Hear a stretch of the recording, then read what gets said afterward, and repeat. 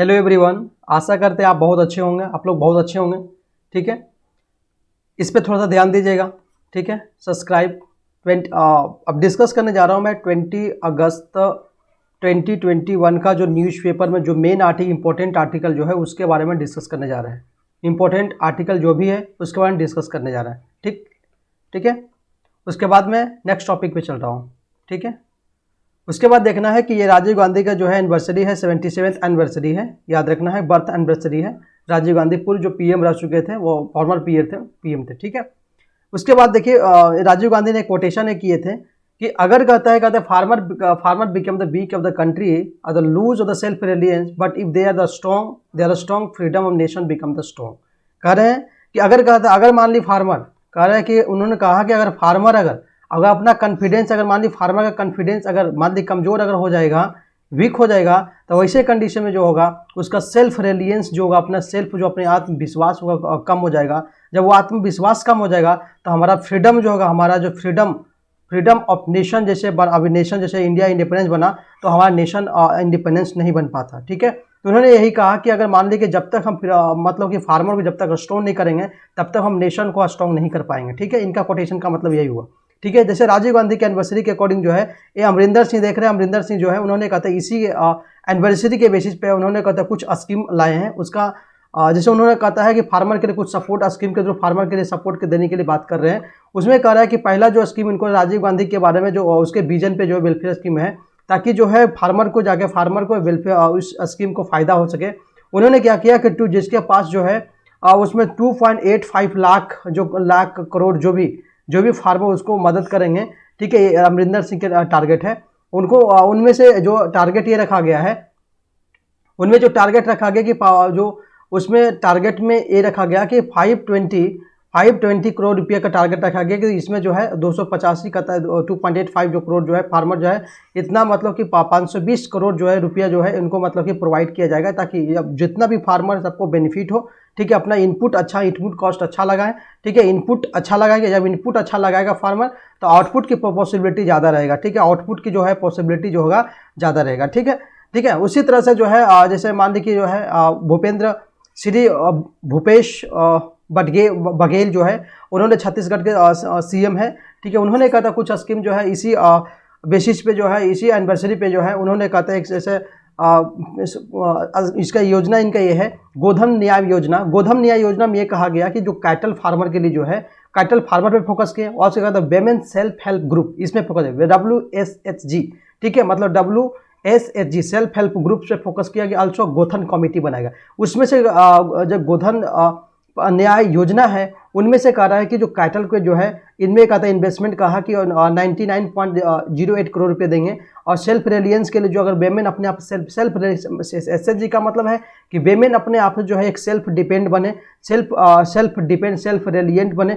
ठीक है, जैसे सेल्फ रिलायंट बनेगा तो मतलब वेमेन इंपावरमेंट का ज़्यादा पॉसिबिलिटी, मतलब वेमेन अपने आप से क्या होगा, वेमेन इंपावरमेंट पे फोकस किया जाएगा। ठीक है, अब वेमेन इंपावरमेंट होगा मेरा अगर सेल्फ रिलायंट होगा तब वो इन्होंने इस तरह का प्रोग्राम है। गोधन कमेटी के इतना रुपया खर्च करेंगे।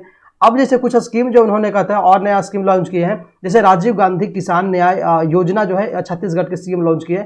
उन्होंने कहा कि जब फर्स्ट जो सेकेंड इंस्टॉलमेंट पे अभी जो है देने वाले हैं सब मिलाकर जो है 2022 दिया हुआ है, मतलब कि 1522 इतना करोड़ जो है देने वाले हैं। ठीक है, ये मतलब कि वो मतलब कि मेन इन्वेस्टमेंट सेकेंड इंस्टॉलमेंट पे रखे जा रहा है। उसमें से जो उसकी जो फायदा बेनिफिट होगा, इसमें जो बेनिफिट होने वाला है, बेनिफिट सब मिलाकर जो इसमें यहाँ पे होने वाला है, तो सब मिलाकर बेनिफिट का बात किया तो इसमें इतना बेनिफिट होता है 20.74 लाख फार्मर को कहता है इतना रुपया जो है इन्वेस्ट किया जाएगा फार्मर के पर। ठीक है, उसमें जो फार्मर जो सेलिंग द प्राइस जो फार्मर जो MSP का मतलब होता है मिनिमम सपोर्ट प्राइस, मतलब कि कोई भी फार्मर अगर प्रोडक्शन जो भी कहता है फूड ग्रेन जो प्रोडक्शन करेगा उसका कम से कम मिनिमम एक सपोर्ट प्राइस होना चाहिए, मिनिमम सपोर्ट प्राइस मिलना। बिना मिनिमम सपोर्ट प्राइस का कोई भी अपना प्रोडक्शन जो है कोई भी पैडी जो फूड ग्रेन जो भी हो वो बेच नहीं सकेगा। ठीक है, इसमें याद रखना कि इसमें ये टारगेट किया गया कि उसमें जो है ताकि ये जो है राजीव गांधी किसान न्याय योजना, इस योजना के थ्रू क्या हुआ, इस योजना के थ्रू क्या मिलेगा। देखिए इस योजना से क्या राजीव गांधी किसान न्याय योजना के थ्रू जो होगा कि जो 10,000 रुपये जो होगा 10,000 रुपये जो होगा वो रुपये जाएगा एवरी फार्मर को दिया जाएगा, हर फार्मर को जो है एवरी फार्मर को दिया जाएगा।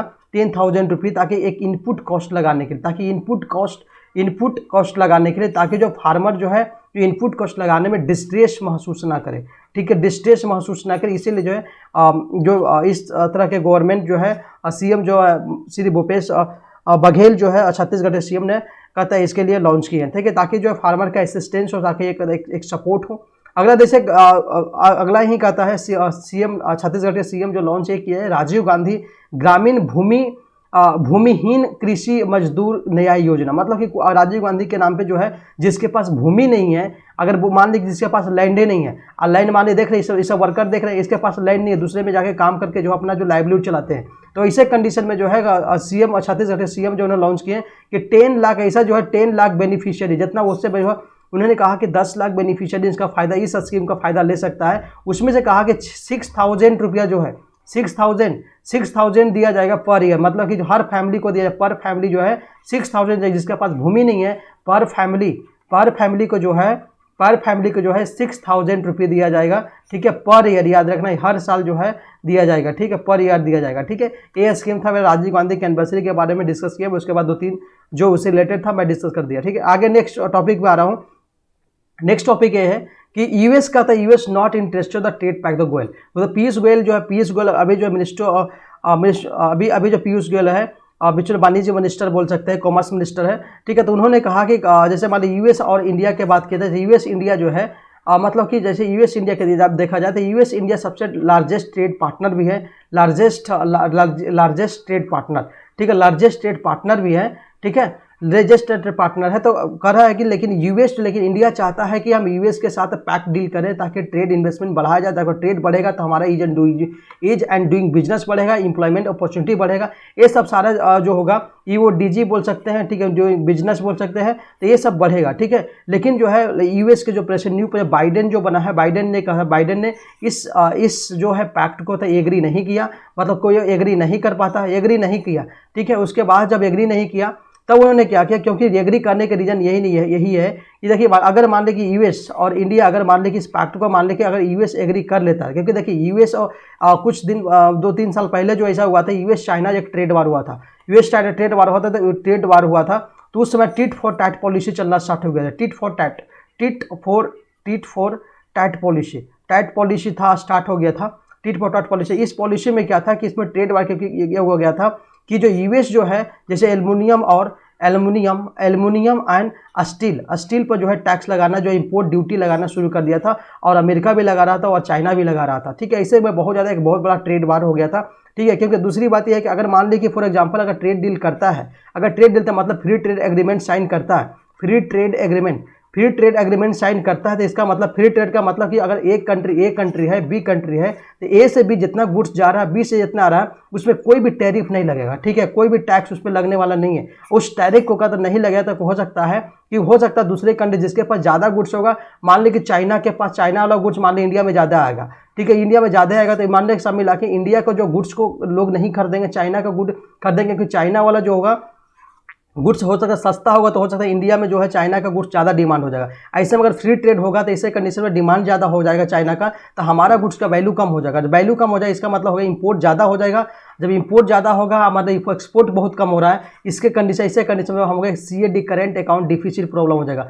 जब CAD करेंट अकाउंट डिफिसिट अगर करेंट अकाउंट डिफिसिट प्रॉब्लम हो जाएगा तो ऐसे करने कोई भी इकोनॉमी के लिए वो हट करेगा, ठीक है, वो इकोनॉमी उसका ग्रो नहीं हो पाएगा, ठीक है। इसीलिए जो साइन नहीं किया। अगर मान ली फ्री ट्रेड एग्रीमेंट साइन करते हैं, यूएस अगर पैक्ट साइन कर लेते हैं, ऐसे कंडीशन में क्या होगा कि उसके साथ जो होगा कि मतलब कि जो इकोनॉमी पर बहुत ज़्यादा डिफिसिट कंडीशन, ऐसे भी कहता है चाइना और अगर यूएस का देखा जाए तो डिफिसिट बहुत ज़्यादा, वो 150 बिलियन 200 बिलियन डॉलर का बहुत ज़्यादा बिलियन का डॉलर इतना डिफिसिट है, ट्रेड डिफिसिट है। ट्रेड डिफिसिट कम के लिए उन्होंने यूएस जो है प्रेसिडेंट जो है इन्होंने कहता है ट्रेड पैक को, लेकिन वो शामिल नहीं किया। लेकिन ये चाहते हैं, लेकिन पीयूष गोयल चाहते हैं कि वह इन्वेस्टमेंट और ट्रेड पैक्ट साइन कर, लेकिन उन्होंने मना कर दिया। देखिए इंडिया जैसे मान ली पैक्ट गुड्स जैसे कुछ इंप्लीमेंट है, जैसे इंडिया कहते हैं एग्री किया अलाउड है, जैसे मोर गुड जैसे शिप कर सकता है, जैसे ठीक है, खूब बहुत सारा गुड्स शिप कर सकता है, जैसे इंड द पैटेंट, जैसे मान कुछ पैटेंट गुड हो गया, ठीक है, कॉपीराइट है, ऐसा गुड मतलब इस तरह का जो पैटेंट गुड ये सब कर सकते हैं। सो अगर मान ली गुड्स को अगर मान ली यहाँ से ए से बी अगर कंट्री तक जा भी रहा है तो यहाँ पे क्या करेगा, यहाँ पे हो सकता है टैक्स लगा भी गया,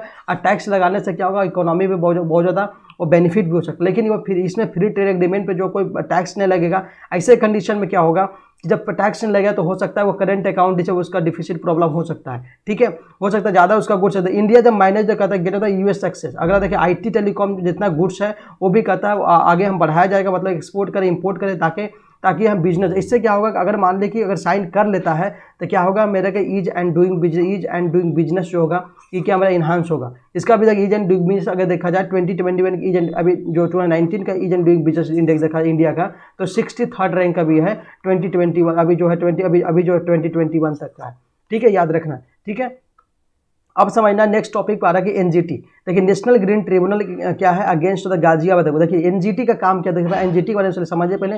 देखिए इंडिया ही कहता है, इंडिया जो है, इंडिया ही ऐसा कंट्री नहीं है, इंडिया जो है तीसरा कंट्री है, शायद 3rd कंट्री है जिसके पास एनजीटी है। इंडिया जो 3rd कंट्री इसका एनजीटी है, नेशनल ग्रीन ट्रिब्यूनल है। जैसे ऑस्ट्रेलिया न्यूजीलैंड के बाद इंडिया के पास ट्रिब्यूनल ऐसा है ताकि जो इन्वायरमेंट रिलेटेड जो भी जस्टिस प्रोवाइड, इन्वायरमेंट रिलेटेड जो भी होगा उसको जस्टिस प्रोवाइड कर सके, ठीक है। इसके बाद इंडिया ऐसा 3rd कंट्री है, जिससे पहले ऑस्ट्रेलिया के पास, न्यूजीलैंड के पास था। ये ट्रिब्यूनल का फर्स्ट डेडिकेटेड इन्वायरमेंट है, मतलब आप बोल सकते हैं कि ट्रिब्यूनल एनजीटी जो है एक इन्वायरमेंटल कोड बोल सकते हैं। अगर कोई भी अगर मान लो मिसबिहेव करेगा इन्वायरमेंट रिलेटेड इशू को तो हो सकता है कि एनजीटी के साथ जो है मूव कर सकता है और उसके बाद हो सकता है उसको उस मूवमेंट को हो सकता है जस्टिस प्रोवाइड भी कर सकता है। लेकिन कहता है ऑब्जेक्टिव है कि ये केस जो है अच्छे लेकिन होना चाहिए जो केस मान ले कि एनजीटी, मान ले कि गाजियाबाद जैसे रीजन होगा यूपी में है तो वहाँ पे मान ली फॉर एग्जांपल मान ली कोई कंस्ट्रक्शन वर्क इलीगल माइनिंग कर रहा है तो ऐसे कंडीशन में क्या करेगा वो एनजीटी के जाकर मूव करेगा, कोई पर्सन एनजीटी का मूव करेगा, लेकिन वो मूव करने वाला 6 मंथ होना चाहिए, 6 मंथ का अगर फीलिंग से ज़्यादा नहीं होना चाहिए,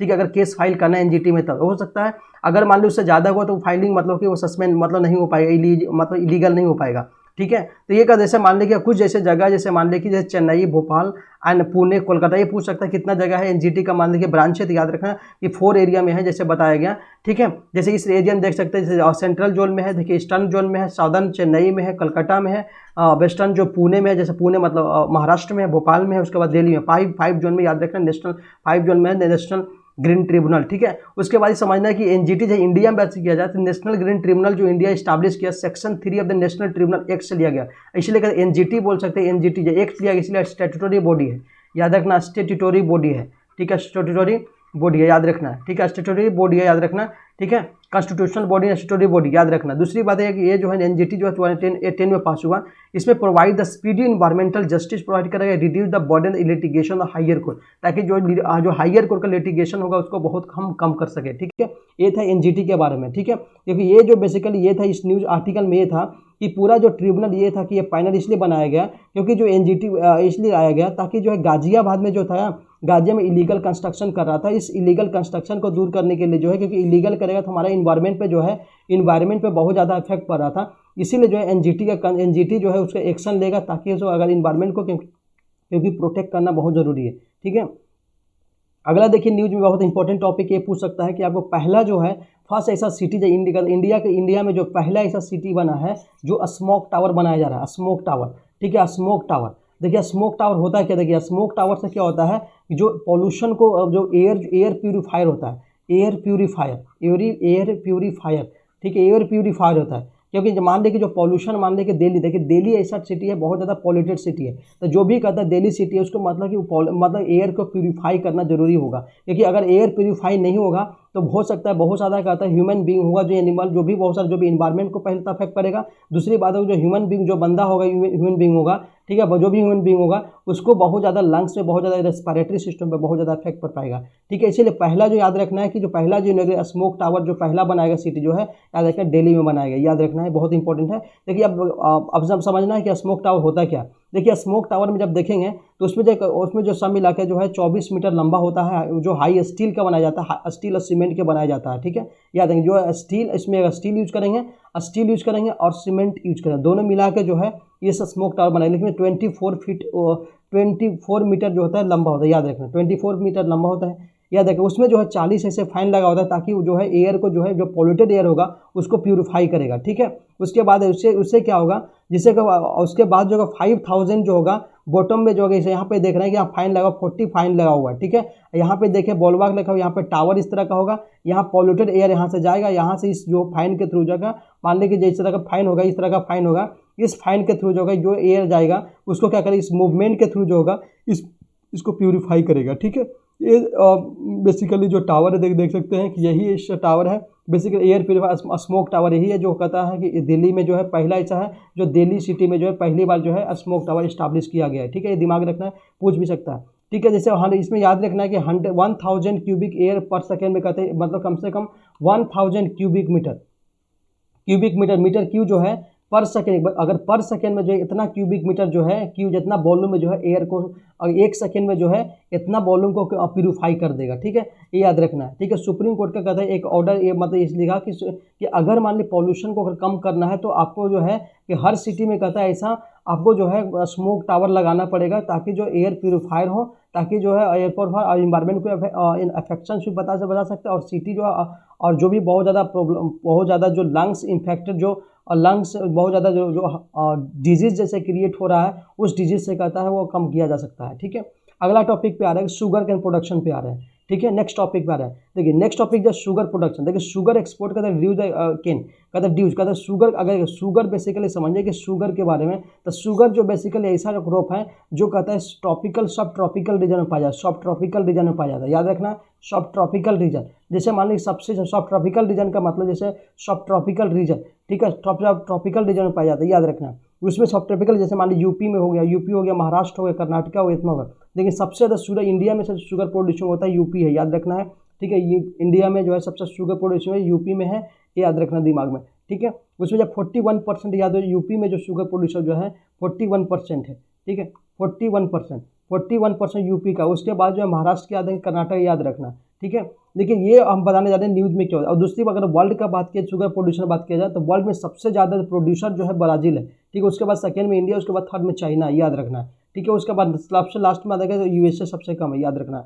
ये चीज़ अगर परसेंटेज वाइज देखा जाए तो उसमें सबसे ब्राज़ील का 28% है, उसके इंडिया का 18%, चाइना का इतना परसेंट, ये भी देख सकते हैं। और सबसे कम देख रहे हैं थाईलैंड के इतना, पाकिस्तान का सबसे कम देख रहे हैं। ठीक है, इस तरह से जानते हैं। अब ये न्यूज़ क्या है। ठीक है, अब देखिए शुगर प्रोड्यूसर की बात किया, शुगर प्रोड्यूसर बेसिकली जो है शुगर से हम क्या कर रहे हैं, आज के समय बायोफ्यूल बना रहे हैं। ठीक है, बायोफ्यूल बनाता है शुगर का, था सब मिला के ये कह रहा है कि शुगर प्रोडक्शन की एक्सपोर्ट करता है, एक्सपोर्ट जितना ज़्यादा हम वो करेंगे उतना ही ज़्यादा कहता है कि हमारा केन का जितना, जैसे बहुत ज़्यादा पहले एक्सपोर्ट इंपोर्ट होता था, हम उसको ड्यूज जितना, केन ड्यूज मतलब जितना आता था उसको हम तभी हम मतलब कि बैलेंस कर पाएंगे। इसीलिए गवर्नमेंट को ये फोकस है कि हम शुगर को एक्सपोर्ट को बढ़ाया जाएगा। ठीक है, इसमें ये टारगेट किया गया है। ठीक है, आज शुगर देखिए ये ग्लोबल, ताकि इससे क्या होगा, अगर मान शुगर का मान लें कि ये रीजन से अगर बी रीजन तक जाता है, अगर शुगर प्रोडक्शन अगर जा रहा है मतलब एक्सपोर्ट हो रहा है, तो एक्सपोर्ट जाएगा तो क्या होगा, सबसे पहली बात होगी हमारा फूड ग्रेन एक्सपोर्ट हो रहा है। अब फार्मर क्या करेगा, फार्मर उसी रेंज में कहता है वो प्रोडक्शन भी ज़्यादा कोशिश करेगा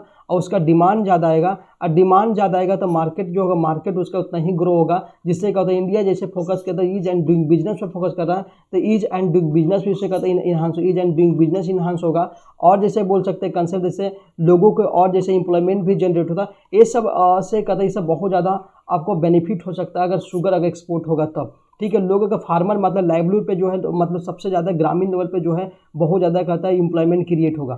ठीक है, आगे कॉन्सेप्ट डिस्कस करना, मेक इन इंडिया प्रोग्राम के और डिस्कस कर रहा जाऊँ। देखिए मेक इन इंडिया, रेलवे कहता है, देखिए मेक इन इंडिया, देखिए मेक इन इंडिया का प्रोग्राम होता है। मेक इन इंडिया प्रोग्राम, ये प्रोग्राम जो है बेसिकली जो है इसमें ये फोकस करते हैं ग्लोबल मैन्युफैक्चरिंग हब बनाया जाना है। इसका type global manufacturing hub, manufacturing hub मतलब ग्लोबल मैन्युफैक्चरिंग, मतलब कि सपना का टारगेट ये था कि पूरे वर्ल्ड में जो है ग्लोबल लेवल में जो है एक मैन्युफैक्चर का हब बनाया जाए। जैसे अगर मैन्युफैक्चर हब बनेगा तो हमारा क्या होगा कि अगर जैसे ही मैन्युफैक्चर हब होगा तो हमारा क्या होगा, जब मैन्युफैक्चर हब होगा तो ए से बी, मान ली एक कंट्री से बी कंट्री में उतना ही ज़्यादा जो मेरा एक्सपोर्ट ज़्यादा होगा। जब एक्सपोर्ट ज़्यादा होगा तो एक्सपोर्ट ज़्यादा होगा तो हमारा जो ग्लोबल लेवल में जो है कंपेटिटिवनेस ज़्यादा होगा। ठीक है, ग्लोबल लेवल में जो होगा इस कंपेटिटिव ज़्यादा होगा। दूसरी बात ये बोल सकते हैं कि ईज एंड डूइंग, जैसे ग्लोबल कंपनी बढ़ेगा तो ईज एंड डूइंग बिजनेस जो होगा हमारा ज़्यादा इंप्रूव होगा, लोगों को एम्प्लॉयमेंट मिलेगा। ठीक है, तो इसमें टारगेट ये था कि ग्लोबल मैन्युफैक्चर, दूसरा टारगेट था कि 100 करोड़ कहता है जॉब भी क्रिएट करना था। अगर मान लीजिए अगर मेक इन इंडिया प्रोग्राम आता है तो क्या होता है, एक नया इनोवेशन आएगा, इनोवेशन क्रिएट होगा, नया एक इंटरप्रेन्योरशिप क्रिएट होगा, इंटरप्रेन्योरशिप जो होगा वो क्रिएट होगा। ठीक है, इससे ये सब बेनिफिट हो सकता है। ठीक ठीक है। तो यही कहते हैं रेलवे न्यूज ये है कि रेलवे जो basically make in India policy जो होगा, इससे कहते हैं कि इससे क्या होगा कि रेलवे में अगर रेलवे के जो भी इक्विपमेंट मान ली कि मैन्युफैक्चरिंग हम बना रहे हैं, तो रेलवे वाला जो भी इक्विपमेंट है, ठीक है, रेलवे का जो भी इक्विपमेंट है उससे क्या अगर उसके बेसिस पर अगर मैन्युफैक्चरिंग हम बनाएंगे तो एक कंट्री से बी कंट्री में जो मेरा एक्सपोर्ट ज़्यादा बढ़ेगा, एक्सपोर्ट ज़्यादा बढ़ेगा तो रेलवे इक्विपमेंट एक्सपोर्ट बढ़ेगा। इससे क्या होगा, मार्केट में जो होगा रेलवे इक्विपमेंट ज़्यादा जाएगा, इसलिए ईज एंड डूइंग बिजनेस बढ़ेगा, मार्केट में इंप्लॉयमेंट जनरेट होगा, इनकम और इंडिया की इकोनॉमी भी कहता बहुत ज़्यादा क्या होगा, इंप्रूव होगा। ठीक है, इससे बहुत ज़्यादा बेनिफिट होता है। जैसे देखा जाए कि स्टार्टिंग में देखा जाए तो इंडिया OECD, अगर ईज एंड डूइंग बिजनेस देखा जाए तो OECD कंट्री साउथ में सबसे ज़्यादा, OECD मतलब जो है मिडिल ईस्ट कंट्री के बोल सकते हैं, वहाँ वाला जो मतलब आयल एक्सपोर्टिंग कंट्री होता है उसको OECD कंट्री के नाम से ज़्यादा फेमस किया गया है। ठीक है, तो याद रखेंगे जब जहाँ पे मान लीजिए OECD आयल, जैसे इंडिया जाए तो आयल और डीजल पेट्रोल जो भी है नेचुरल गैस, जैसे वैसे ईरान हो गया, ईरान, सऊदी अरेबिया, कतर, ये सबसे आता है, वेनेजुएला से आता है। तो वहाँ से क्या हुआ, वो सब का मार्केटिंग आयल का है। तो अगर आयल का मार्केट क्रिएट किए, इससे क्या उसका जॉब भी बढ़ रहा है, जॉब अपॉर्चुनिटी बढ़ रहा है लोगों का, और दूसरा एक्सपोर्ट भी बढ़ रहा है, इसका इकोनॉमी भी इंप्रूवमेंट है। ठीक है, इसी तरह से ये चाह रहा है कि मेक इन इंडिया प्रोग्राम है कि अगर रेलवे इक्विपमेंट को बढ़ाया जाएगा तो रेलवे को एक कंट्री से दूसरे कंट्री में जाएगा, इससे एक्सपोर्ट वो बढ़ेगा। ठीक है, इससे मार्केट इकोनॉमी अच्छा होगा। ठीक है, नेक्स्ट टॉपिक ये है कि एनके सिंह, जैसे एनके सिंह जो 15 फाइनेंस कमीशन का, जो 15 फाइनेंस कमीशन के जो है मेन 15 कमीशन चेयरमैन यही थे, एनके सिंह थे, लेकिन ये 15 कमीशन चेयरमैन थे। लेकिन अब जो इलेक्ट किए गए हैं और एक अभी जो इलेक्ट किए गए हैं president institute of economic growth का जो है ये चेयरमैन मतलब प्रेसिडेंट चुना गया। ठीक है, याद रखना है ये एनके सिंह को। ठीक है, और दूसरी बात याद रखिएगा, 15 फाइनेंस कमीशन जानेंगे तब 15 फाइनेंस कमीशन में डिवाइड किया गया कि pool of division of power between the 42% था, तो उसमें जो 15 फाइनेंस कमीशन है 41% जो है स्टेट को दिया गया और 1% जो है, लेकिन ये जो वर्टिकल 1% जो है मान लीजिए जम्मू एंड कश्मीर एंड लद्दाख के लिए जो है रखा गया है, ताकि जो उसको डेवलपमेंट के लिए किया गया। अब फाइनेंस कमीशन जाना था क्वासी जुडिशियल बॉडी है, याद रखना quasi judicial body. Finance commission जो है, फाइनेंस कमीशन का है क्वासी जुडिशियल बॉडी। ठीक है, याद रखना क्वासी जुडिशियल बॉडी है। ठीक है, judicial body, quasi judicial body है। ठीक है, इसमें फाइनेंस कमीशन जो भी मेंबर होगा 5 ईयर के लिए टर्म्स जो चुना जाएगा। ठीक है, याद रखना है, ये सब बेसिक इन्फॉर्मेशन पता होना चाहिए। ठीक है, उसके बाद अगला डिस्कस करना चाहता है कि जैसे इंडियन फार्मास्यूटिकल एसोसिएशन अलायंस किया, IPA, इंडियन फार्मास्यूटिकल अलायंस, मतलब फार्मास्यूटिकल का मतलब जो जितना देख रहे हैं इंडिया में ड्रग रिलेशन, मतलब इंडिया जैसे मान लें ड्रग, जैसे कोविड-19 आया तो इंडिया में ड्रग बहुत ज़्यादा प्रॉब्लमेटिक कंडीशन है, क्योंकि जो भी फार्मा सेक्टर जो इंडिया का जो है वो डिपेंड करता है, चाइना पर डिपेंड करता है। चाइना से कोविड-19 है तो चाइना से कहता सब मिलाकर जो है एक्सपोर्ट आना बंद हो गया था, क्योंकि कोविड-19 की वजह से। ठीक है, तो उसके वजह से जो है इंडिया बेसिकली ये फोकस कर रहा है कि हम एक इंडियन फार्मास्यूटिकल अलायंस करेगा। इससे क्या होगा, हम फार्मास्यूटिकल जो ड्रग का जो प्रोडक्शन हम बढ़ाएंगे, ड्रग प्रोडक्शन क्या करें, इस प्रोडक्शन को क्या करेंगे वो इन्हांस, जब प्रोडक्शन बढ़ाने की बात कर रहे हैं, और जब प्रोडक्शन बढ़ेगा तो मेरा क्या ग्लोबल लेवल में क्या कम्पिटिटिवनेस बढ़ेगा, और ग्लोबल कम्पिटिटिव बढ़ेगा, मार्केट बढ़ेगा, और मार्केट बढ़ेगा तो लोगों में एक एम्प्लॉयमेंट जनरेट होगा, इनकम आएगा, इनकम से क्या होगा हमारा लाइवलीहुड से इकोनॉमिक ग्रोथ भी बढ़ने की पॉसिबिलिटी बहुत ज़्यादा, इकोनॉमिक ग्रोथ भी बेटर होगा। ठीक है, यही जगह वो कोशिश कर रहा है कि यही देखिए सब कुछ में ही लिखा कि India excluding the deploy the exporting of the level playing पे, एक्सपोर्ट करेगा ग्लोबल लेवल में, जिससे क्या होगा आगे जो होगा मैन्युफैक्चरिंग मतलब इंपोर्ट कम कर, जैसे मतलब आत्मनिर्भर भारत, इंडिया गवर्नमेंट जो आत्मनिर्भर भारत लॉन्च किया, आत्मनिर्भर भारत, ताकि जो अपने सेल्फ हर जो है कंट्री हो अपना सेल्फ रिलियंट बने। जैसे मान लें कि इंडिया जो है बहुत ज़्यादा जो फार्मा सेक्टर जो डिपेंड करता चाइना पे डिपेंड करता था, लेकिन कोविड-19 में जो अपना फार्मा सेक्टर ग्रो किया उन्होंने। ठीक है, नेक्स्ट टॉपिक डिस्कस करने जा रहा हूँ। एक टॉपिक इंपॉर्टेंट ये है कि याद रखना वेस्ट बंगाल ट्रांसपोर्ट कॉर्पोरेशन जो है ये पहली बार जो है कहता है सिटी ऑफ जॉय उन्होंने लॉन्च किया। सिटी ऑफ जॉय एक याद रखना, सिटी ऑफ जॉय किसके लिए है, वेस्ट बंगाल ट्रांसपोर्ट कॉर्पोरेशन जो है उसके जो CM ने लॉन्च किया है। ठीक है, नेक्स्ट जो एडिटोरियल पार्ट पे आ रहा हूँ। ठीक है, नेक्स्ट टॉपिक इंपॉर्टेंट एडिटोरियल है Abraham accord basic India the best Asia. देखिए अब्राहम एकॉर्ड बेसिकली ये है जो इंडिया बेस्ट एशिया का रिलेशन कैसे था, इंडिया बेस्ट एशिया देखा था, बेस्ट एशिया में ये सब आता है, सऊदी अरेबिया हो गया, अमेन हो गया, ओमान हो गया, UAE हो गया। ठीक है, उसके बाद इराक हो गया, सीरिया हो गया, तुर्की हो गया, इस तरह का जो है बेस्ट एशिया कंट्री में आता है। तो ये चाहते हैं कि वह इंडिया, जैसे अभी जो रिसेंट का न्यूज में ये था कि जैसे इसका न्यूज में ये था कि अब्राहम एकॉर्ड जो है बेसिकली इंडिया बेस्ट एशिया के रिलेशनशिप जाना था। इंडिया बेस्ट एशिया हम देख रहे हैं कि इंडिया के जो है रिलेशन, जैसे कांडला से जो है बेसिकली जो है वो चाहबार पोर्ट इंडिया ईरान का रिलेशन बनाया कि देखो इंडिया, ये जो टॉपिक वैसे अब्राहम एकॉर्ड मिलिट्री एक्सरसाइजेस है, मिलिट्री एक्सरसाइज है। देखिए मिलिट्री एक्सरसाइज होगा तो मिलिट्री एक्सरसाइजेज होगा, इससे क्या होगा, डिफेंस कॉपरेशन, बोथ कंट्री का डिफेंस कॉपरेशन जो होगा वो बढ़ेगा। और जब डिफेंस कॉपरेशन बढ़ेगा तो उसका जो सिक्योरिटी उतना ही ज़्यादा स्ट्रॉन्ग होगा, रिलेशन भी उतना ही स्ट्रॉन्ग होगा, ठीक है। और दूसरी बात अगर देखा जाए कि इंडिया और रिलेशन देखें वेस्ट एशिया का देखा जाए तो इंडिया और वेस्ट एशिया के देखिए रिलेशन देखिए, इंडिया जो है कांडला पोर्ट है, कांडला पोर्ट जो है बेसिकली गुजरात में पड़ता है। यहाँ से जैसे गदार पोर्ट जैसे पाकिस्तान में है, चाबहार पोर्ट देख रहे हैं कि ये जो है एक अजायब ईरान में है, ठीक है। अफगानिस्तान, उसके बाद जो अफगानिस्तान से जो है यहाँ से इस पोर्शन से देखिए जेहदन जो एक जेहदन से लेके यहाँ पे इस गल्फ ऑफ ओमान से लेकर जेहदन तक एक हाईवे प्रोजेक्ट बनाई, इंडिया इन्वेस्टमेंट किया था, जरंग से काबुल, ये सब मिला के बोल सकते हैं कि इंडिया का जो है अगर मान लें कि अगर मैरीटाइम अगर ट्रेड बढ़ाना है, अगर बोथ कंट्री मैरीटाइम अगर ट्रेड बढ़ाना है तो इससे कंडीशन में क्या होगा कि आपको यहाँ से कहते हैं यहाँ से आपको एक्सपोर्ट करने में बहुत ज़्यादा बेनिफिट होगा। जैसे चाबहार, जैसे मान लिया अफगानिस्तान, मान लें कि अभी देख रहे हैं कि काबुल जो है बेसिकली जो अभी जो है तालिबान के अंदर जो हो गया, अफगानिस्तान जो तालिबान के अंदर आ गया,